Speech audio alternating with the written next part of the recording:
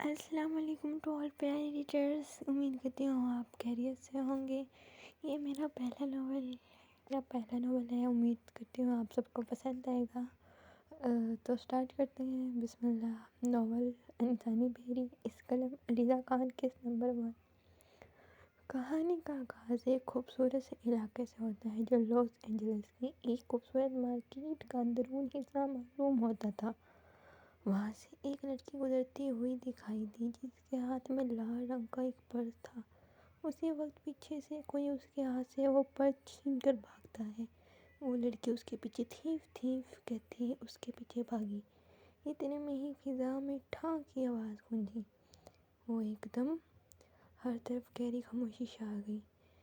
ٹھاں کی آواز یقیناً کسی کی گن سے نکلی گولی کی تھی۔ وہ گولی ہوا کو چیرتی ہوئی سیدھا اس چور کے دائیں ٹانگ کے بیچوں بیچ جا لگی تھی، اور وہ چور اس وقت زمین بوس ہوا کہ اتنے میں ہی اسے اپنے سامنے کسی کی موجودگی کا احساس ہوا۔ اس چور نے سر اٹھا کر دیکھا تو لگا گویا کسی نے اس کے حلق سے جان کھینچ لی ہو، کیونکہ وہ شخصیت کوئی عام شخصیت نہیں تھی بلکہ وہ ایک جانے مانے گینگ کی ٹیم ممبر تھی۔ وہ کوئی عام گینگ نہیں تھی، وہ پورے یورپ میں جانے والی گینگ تھی۔ پورا یورپ ان کے نام سے ڈرتا تھا۔ پورے یورپ میں جو کچھ ہوتا ان کے انڈر ہوتا تھا، اور یہ لوگ کسی کو اپنا چہرہ نہیں دکھاتے تھے۔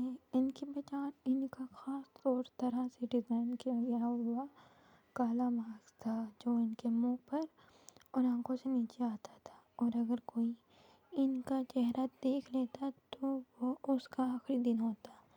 لیکن اس چور نے قسمت اچھی پائی تھی، اس نے کالا ماسک پہنا ہوا تھا۔ لیکن اس ماسک میں اس کی لال رنگ کی آنکھیں دکھائی دے رہی تھیں، جو اس دنیا میں مشکل سے ہی لوگوں میں پائی جاتی ہیں۔ لیکن جتنی ہی خوبصورت اس کی آنکھیں تھیں، اتنی ہی دہشت میں بھری ہوئی تھیں، جن میں دیکھ اس چور کو اپنی جان جاتی محسوس ہو رہی تھی کہ تبھی وہاں پولیس کی گاڑی نمودار ہوئی۔ لیکن وہ پولیس اس لڑکی کو گولی چلانے پر کچھ نہ کہہ پائی۔ شاید پولیس بھی جانتی تھی کہ وہ کون سے گینگ سے تعلق رکھتی ہے۔ پولیس اس چور کو لے کر چلی جاتی ہے۔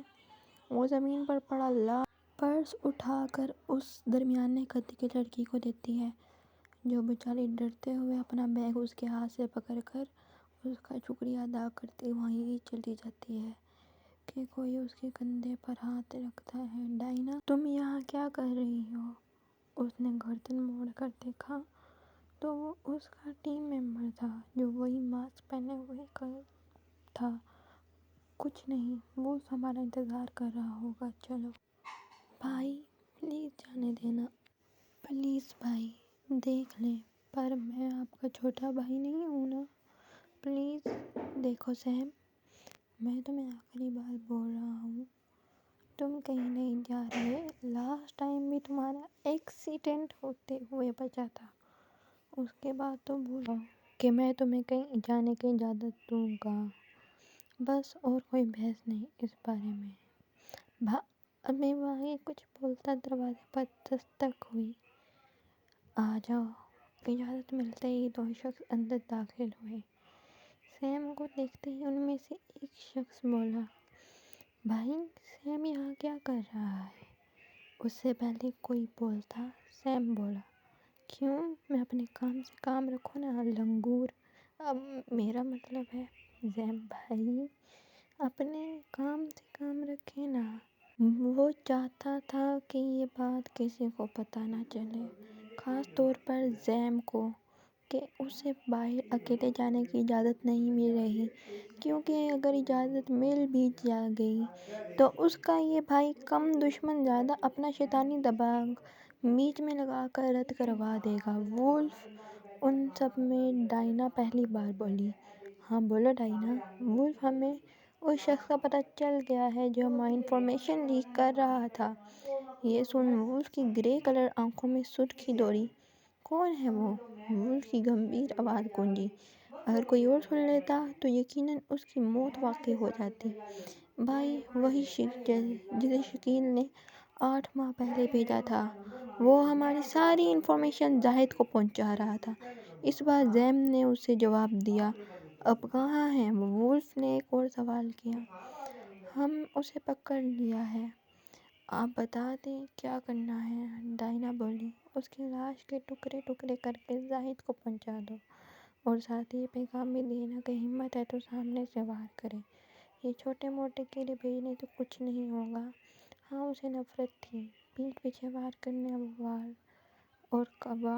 والوں سے، اور جھوٹ سے سخت نفرت تھی۔ ہاں، وہ ایک گینگسٹر تھا، ایک جانے مانے گینگ اور پورے انڈر ورلڈ کا لیڈر، جسے وولف کے نام سے جانا جاتا تھا۔ پورا یورپ اس کے انڈر چلتا تھا، اور 10 برس کا تھا جب اس نے اس جرم کی دنیا میں اپنا پہلا قدم رکھا، صرف اور صرف اپنے چھوٹے بہن بھائیوں کو پالنے کے لیے۔ اور ان پانچوں کا سایہ تب بنا جب سب نے ان کو اس کا ظالم دنیا میں تنہا بھوکے مرنے کے لیے چھوڑ دیا، تب انہوں نے اپنے سر پر وولف کا سایہ پایا۔ وولف نے انہیں اپنی اولاد کی طرح پالا، ایک باپ اور بڑا بھائی بن کر ان کی پرورش کی، اور وولف کے لیے اپنی جان دے بھی سکتے تھے اور لے بھی سکتے تھے۔ وولف کی ہاں میں ان کی ہاں تھی، وولف کی نہ میں ان کی نہ۔ اگر وولف کہتے کہ کوّا تیرتا ہے تو وہ اپنی جان لگا دیں گے اس بات کو ثابت کرنے میں کہ ہاں کوّا تیرتا ہے۔ اصل بات یہ تھی کہ ان پانچوں نے اسے باپ کا درجہ دیا تھا، اگر اس سے اوپر بھی کہیں تو کچھ غلط نہیں۔ اس نے جرم کی دنیا کے ساتھ ساتھ اس نے بزنس میں بھی اپنا بہت نام کمایا تھا۔ بزنس کی دنیا کا بے تاج بادشاہ، اس کی کمپنیاں ہر چھوٹے بڑے ملک میں موجود تھیں، کتنے ہی کالج، اسکول، یونیورسٹیز، ہسپتال، یتیم خانے اس کے انڈر چلتے تھے۔ ان پانچوں میں وہ سب سے بڑا تھا زین العابدین کاظمی، جسے دنیا وولف کے نام سے جانتی تھی، کیونکہ وہ کسی کی غلامی نہیں کرتا تھا، وہ دنیا کو اپنے اشارے پر چلانا جانتا تھا۔ اس سے پنگا لینے سے پہلے اس کے دشمن 1000 بار سے بھی زیادہ سوچیں۔ اس کے بعد اصل زین العابدین کاظمی، جسے انڈر ورلڈ میں شارک کے نام سے جانا جاتا، کیونکہ وہ اپنے دشمن کو اتنی صفائی سے ختم کرتا کہ اس کا کوئی نام و نشان باقی نہ رہتا۔ پھر تیسرے نمبر پر ڈائنا زین العابدین کاظمی آتی تھی، جسے انڈر ورلڈ میں انویزیبل کے نام سے جانا جاتا، کیونکہ یہ اپنے دشمن کو دکھائی دیے بغیر تڑپا کر مارتی تھی۔ پھر چوتھے نمبر پر زین العابدین کاظمی آتا تھا، جسے انڈر ورلڈ میں ایگل کے نام سے جانا جاتا، کیونکہ وہ اپنے دشمن کو گہرے سمندر سے بھی نکال کر موت دے دیتا۔ پھر پانچویں نمبر پر سیم زین العابدین کاظمی تھا، کالج اسٹوڈنٹ، جسے انڈر ورلڈ میں ٹائیگر کے نام سے جانا جاتا تھا، کیونکہ اس کا کوئی دشمن اسے پنگا لینے کی ہمت نہیں کرتا، پھر چاہے وہ پنجرے کے اندر ہی کیوں نہ قید ہو، کیونکہ اسے ڈر رہتا کہ کہیں پنجرہ توڑ کر ہی نہ آ جائے۔ پھر چھٹے نمبر پر مناہل زین العابدین کاظمی، جو ان سب میں سب سے چھوٹی اور سب کی لاڈلی، خاص طور پر زین کی لاڈلی تھی۔ وہ کچھ کہے اور زین اسے لا کر نہ دے، ہو ہی نہیں سکتا۔ اسے انڈر ورلڈ کے کاموں میں ان پانچوں نے کبھی پڑنے نہیں دیا، وہ نہیں چاہتے تھے کہ اس کا بچپن بھی برباد ہو، لیکن پھر بھی اس نے ضد کر کے یہ ہیکنگ سیکھی تھی، اور شاید ہی کوئی اس سے اچھی ہیکنگ پورے یورپ میں کوئی کرتا ہوگا، اور بے شک وہ 6 کے 6 حسن میں کسی کو بھی مات دے سکتے تھے۔ اسے لگتا تھا حسن ان سے شروع ہو کر ان پہ ختم ہوا ہو۔ بھائی، زیم نے اسے پکارا۔ ہاں بولو زیم۔ زین کی اجازت ملتے ہی وہ آگے بولا۔ شروع ہوا۔ بھائی، آپ کو اس زیم کی ایک بات بتانی تھی۔ اس سے پہلے زیم آگے کچھ بولتا، سیم بول پڑا، کیونکہ وہ جانتا تھا کہ ضرور اس کا جانی دشمن بھی اس کی شکایت لگائے گا۔ زیم اور سیم کی ہمیشہ آپس میں انبن رہتی تھی، لیکن ان کے بیچ پیار بھی اتنا تھا۔ کیا ہے لنگور، تمہیں اور کوئی کام نہیں ہے کیا؟ اگر وہ دیکھ لیتا کہ اس کے لنگور کہنے سے کوئی اسے خونخوار نظروں سے گھور رہا ہے تو شاید کھرے کھرے اپنے الفاظ واپس لے لیتا۔ اب وہ زین کی طرف مڑا تھا کہ وہ خود کو اس طرح گھورتا بھاگ کر سیدھا ہوا۔ کیا ہوا بھائی، آپ ایسے کیوں دیکھ رہے تھے؟ لنگور، وولف نے اس کے لفظ کو دہرایا، پھر اس پر تھوڑا دباؤ دیا۔ وہ میرا مطلب تھا بھائی، روز انہی ناموں سے بولتا ہے مجھے۔ زیم کی وضاحت سے پہلے زیم بولا۔ اسے تو مزہ آ رہا تھا سیم کی حالت دیکھ کر۔ کیا یہ سچ ہے سیم کہ تم اپنے بڑے بھائی کو ان ناموں سے بلاتے ہو؟ وولف نے ایک آئی برو اٹھا کر سوال کیا۔ آئندہ نہیں بلاؤں گا بھائی، سوری، سیم نے وولف سے کہا، اور ساتھ ہی ساتھ زیم کو دل ہی دل میں بہت سی گالیوں سے نوازا۔ سوری مجھے نہیں، زیم کو بولو۔ زیم کا دل جیسے گاٹن گاٹن ہو رہا تھا اس کی ایسی حالت دیکھ کر۔ سوری زیم بھائی، سیم نے دانت چبا کر کہا۔ وولف نے سر نفی میں ہلایا۔ بولو زیم، تم کچھ کہہ رہے تھے۔ وولف نے زیم کی مخاطب کیا۔ بھائی سیم نے آج ظہر کی نماز نہیں پڑھی۔ زیم فوراً بولا۔ کیا یہ سچ ہے سیم کی تو مانو جان سولی پر اٹک گئی ہو۔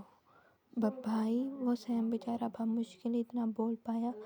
جتنا پوچھا ہے اس کا جواب دو، پڑھی تھی نہیں پڑھی تھی؟ کیا زیم سچ کہہ رہا ہے؟ وولف نے سوال کرا۔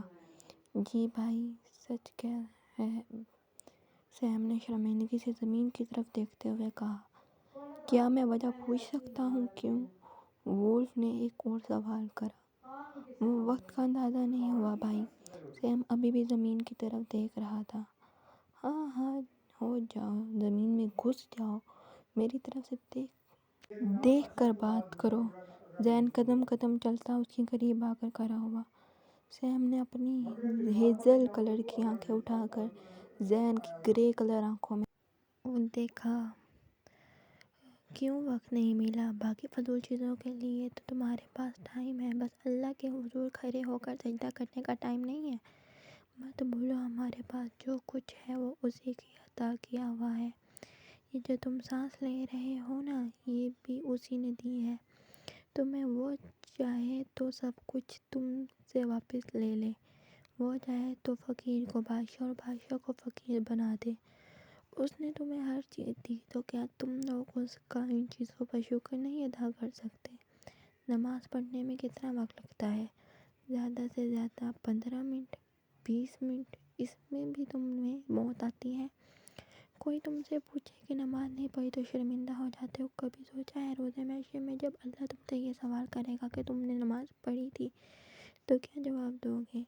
تم لوگ کہتے ہو کل سے نماز شروع کریں گے، مجھے یہ بتاؤ کہ تمہیں پورا بھروسہ ہے کل تم اس دنیا میں ہوگے کہ نہیں؟ اللہ نہ کرے کہ ایسا ہو، لیکن پھر بھی تمہارے پاس کیا گارنٹی ہے کہ تم کل اس دنیا میں موجود ہوگے کہ نہیں؟ صرف اللہ کیا کہتا ہے کہ مجھے سجدہ کرو، اس کے حضور پیش ہو، اور تم اس سے یہ نہیں ہوتا۔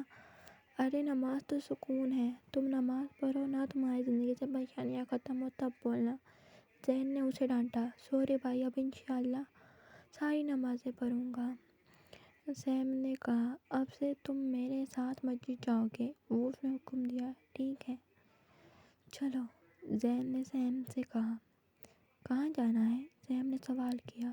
تمہارے کالج، وولف نے بڑے پرسکون طریقے سے سیم کے سر پر دھماکہ کیا۔ کیوں میرے کالج کیوں؟ سیم بیچارے کو تو جیسے جھٹکا ہی لگ گیا۔ تمہاری رپورٹ لینے کے تم کالج میں کیسا پرفارم کرتے ہو۔ چلو میں کار میں تمہارا ویٹ کر رہا ہوں، آ جاؤ۔ یہ کہتے ہوئے وولف آگے بڑھ گیا۔ بھائی، سیم بیچاروں سے جاتے دیکھتا رہا۔ ہاں ہاں ہاں، مزہ آیا بچوں، بھائی سے ڈانٹ کھا کر؟ ہاں، اور بولو مجھے الٹے سیدھے ناموں سے۔ زیم جو وولف کی موجودگی میں کب سے ایسے ہی روک کر کھڑا تھا، وولف کے کمرے سے جانے کے بعد کھل کر ہنسا۔ ڈائنا اپی، اسے چپ کروا لیں ورنہ دانت دکھانے کے قابل نہیں بچے گا، سیم نے زیم کی طرف دیکھتے ہوئے کہا، جو پیٹ پر ہاتھ رکھ کر ہنس رہا تھا۔ ویسے آج مزہ بہت آیا، ہاں ہاں ہاں، زیم ہنستے ہوئے پھر اسے چھیڑا۔ ڈائنا اپی، سیم بولنے ہی والا تھا، ڈائنا بولی۔ اچھا تم جاؤ، بھائی تمہارا انتظار کر رہے ہیں، جاؤ۔ سیم نے ایک نظر زیم کو دیکھا جو ابھی بھی ہنس رہا تھا۔ تمہیں تو میں آگے پوچھوں گا۔ او جا، زیم نے پھر اسے چھیڑا۔ گیٹ کھلا اور بہت سی گاڑیاں کالج کے پورچ کے اندر داخل ہوئی۔ یہ کالج امریکہ کے ٹاپ 10 کالج کی لسٹ میں آتا تھا۔ یہاں امیروں کی بگڑی اولادیں پڑھنے آتی تھیں۔ ان کالونی گاڑیوں کے درمیان ایک بلیک مرسیڈیز تھی، جس کے آگے اور پیچھے کالے ہی رنگ کی پانچ گارڈز کی گاڑیاں تھیں۔ اس مرسیڈیز کا دروازہ کھلا اور وولف نے اپنا قدم اس کالج کی سرزمین میں رکھا۔ اس کے وہاں صرف قدم رکھنے سے ہی کالج میں ایک خاموشی کی لہر دوڑی۔ ہر طرف عجیب سی خاموشی کا راز گہرا ہوا۔ اسی وقت گاڑی کا دوسرا دروازہ کھلا اور ٹائیگر نے اپنا قدم باہر رکھا۔ لڑکیاں کیا، لڑکے بھی انہیں رک کر دیکھ رہے تھے۔ کیا کرتے، اللہ نے حسن ہی اتنا دیا تھا۔ لیکن مجال ہے جو انہوں نے کسی کو گھاس بھی ڈالی ہو، اور ڈائریکٹ پرنسپل کے آفس داخل ہوئے۔ پرنسپل وولف کو دیکھ اپنے آپ ہی کھڑا ہوتا گیا۔ شاید جانتے تھے کہ اندر داخل ہونے والی شخصیت کون ہے، یا پھر اس کی چال میں رعب ہی اتنا تھا کہ پرنسپل خود بخود کھڑے ہوتے گئے۔ اس نے پرنسپل کو بیٹھنے کا اشارہ کیا اور خود سامنے والی کرسی کھینچ کر بیٹھ گیا۔ سر، آپ یہاں؟ پرنسپل نے وولف سے کہا۔ کیوں، میں نہیں آ سکتا؟ وولف نے پرنسپل کی آنکھوں میں دیکھ کر کہا۔ ہاں، وہ جس سے بھی بات کرتا اس کی آنکھوں میں آنکھیں ڈال کر کرتا تھا، چاہے پھر سامنے کوئی بھی ہو۔ نہیں سر، میرا وہ مطلب نہیں تھا، پرنسپل نے فوراً جواب دیا۔ تو کیا مطلب تھا، وضاحت کرو گے پرنسپل صاحب؟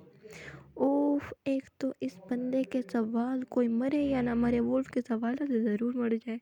اس کے سامنے تو انسان اپنا منہ کھولنے سے پہلے بھی 1000 بار سوچے، کیونکہ وہ 2 لفظوں کی بات کو اتنے غور سے سن کر سوال پوچھتا تھا کہ سامنے والا سوچنے پر مجبور ہو جائے۔ اس لیے وولف کے سامنے جھوٹ بولنا بھی اپنے آپ میں ایک ٹاسک تھا، کیونکہ وہ اپنے سامنے والے کی آنکھیں دیکھ اندازہ لگا لیتا تھا کہ اس نے کتنا سچ اور کتنا جھوٹ بولا ہے۔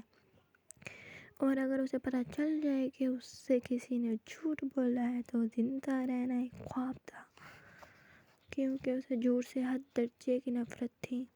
میرا مطلب آپ ہمیں کال کر لیتے، پرنسپل نے کہا۔ میرا کالج ہے، میں جب مرضی چیک کرنے آؤں، وولف نے پھر سے کہا۔ خیر چھوڑو، مجھے میرے بھائی کی رپورٹ چاہیے۔ جی سر، ابھی آ جاتی ہیں، صرف 5 منٹ میں رپورٹ ریڈی تھی۔ پڑھائی میں اچھا ہے، ٹیچر نے بہت تعریف کی ہے، باقی ایکٹیویٹیز میں بھی اچھا ہے۔ اچھی بات ہے، وولف نے لفظی جواب دیا، اور 2-4 اور باتیں ڈسکس کر وہ واپس گھر کی طرف روانہ ہوئے۔ سین بدلا، گیٹ کھلا اور بلیک گاڑیاں کاظمی ولا میں داخل ہوئیں۔ وہ ولا بھی بہت خوبصورت تھا، وسیع گیراج اور اس کے سامنے ہی خوبصورت وسیع گارڈن، جس کے سائڈ پر سٹنگ ایریا تھا۔ وہ دونوں گاڑی سے نکل کر اندر داخل ہوئے۔ ابھی دروازے پر ہی پہنچے تھے کہ ان کو زیم نے روک لیا۔ بتاؤ، پرنسپل نے تمہاری شکایت کی ہے نا؟ ہاں، جی نہیں، بلکہ پرنسپل نے میری تعریف کی ہے۔ زیم بولا۔ جھوٹ بول رہے ہو ہی نہیں سکتا، میں نہیں مانتا بھائی، یہ زیم جھوٹ بول رہا ہے نا، اس کی شکایت لگائی ہے نا؟ زیم نے نوٹنکی انداز میں پوچھا۔ ہاں، یہ سچ کہہ رہا ہے، زیم نے اسے یقین دلوایا۔ نہیں، کہہ دو کہ یہ جھوٹ ہے، زیم نے پھر اداکاری سے بولا۔ نہیں، یہ سچ ہے، زیم نے اسے درست کیا۔ نہیں، ایسا نہیں ہو سکتا، اے ماتا جی، زیم فل اداکاری سے اپنا سر پر ہاتھ رکھتے ہوئے کہا۔ یہ انڈین سیریل دیکھنا چھوڑ دو، زیم نفی میں سر ہلا کر کہتا ہوا آگے بڑھ گیا۔ دل کے ارمان دل میں رہ گئے، زیم گانا گاتا ہوا زیم کو چھیڑ کر آگے بڑھ گیا۔ وہ ولا دیکھنے میں جتنا خوبصورت باہر سے تھا اتنا ہی اندر سے تھا۔ زیم اندر داخل ہوا۔ سامنے صوفے پر اسد اور ڈائنا بیٹھے تھے۔ اس نے ایک نظر پورے گھر میں دہرائی، لیکن اسے میناہل کہیں نظر نہیں آئی۔ میناہل کدھر ہے؟ زیم نے سوال کیا۔ ڈائنا اور اسد دونوں نے بیک وقت اسے دیکھا۔ بھائی، وہ میناہل جا رہی ہے، یہ پہلا ناول تھا، اس میں مسٹیکس بھی تھی. آئی ہوپ کہ آپ کو ناول اچھا لگا ہو تو لائک اور چینل کو سبسکرائب ضرور کریے گا. اور اگر کوئی مسٹیکس ہو یا تو ان کو اگنور کرنا. I am sorry, next time میں اچھا کرنے کی کوشش کروں گی. آئی ہوپ سو آپ لوگوں کو پسند آیا ہو. پلیز لائک اور سبسکرائب ضرور کیجیے گا. Bye bye. نیکسٹ ایپیسوڈ انشاءاللہ جلد ہی آئے گی. اللہ حافظ.